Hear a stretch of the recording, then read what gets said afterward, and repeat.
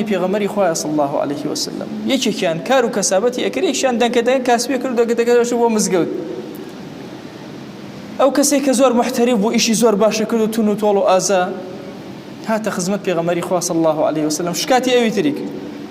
تی والله ئەو من ئاوا کار و خۆممان و ئەکەم کورە باخمان هەیە ئەو هەموو خورمایەمان هەیە ئیشەکەم یەم ئاوی ئەدەم و خەریکم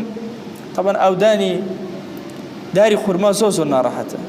بە ئەندازی 2 متر لایەنی کەمە بێت تۆ چاڵە کردبێ اینجا ئاوی خواردەوە ئەگەر ئەو لەسەرەوە بکە هیچ نییە ئیسفادەی نییە ئەویش زۆر مانووە بوو فەقیرە وتی زۆر هیلاکم بەمە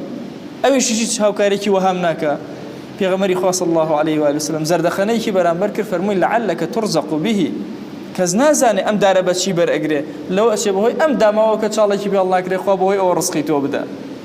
بۆیە زۆر ئەبێ ئاگەر لە فەقیرەکان بێ بابەتێکی معنەویە لە تۆیە کە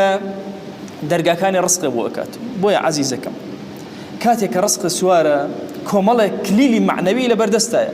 جارێک لە مادیەکانت تۆکمەکە نەڵێ وەڵا کاکە من ئەستەغفیرڵڵای زۆرەکەم و دانیشم لە ماڵەوە نە ئەمە فکری ئیسلامی نییە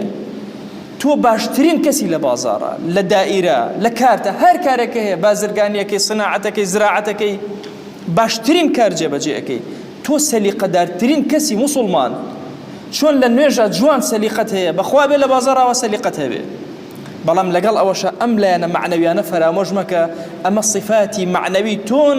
بەرەکەتی زمانی پێغەمبەرن صلی الله عليه و آله وسلم بۆ ئێمە کە ئەبنە سەرەتایەکی خێر و دەروازەیەکی خێر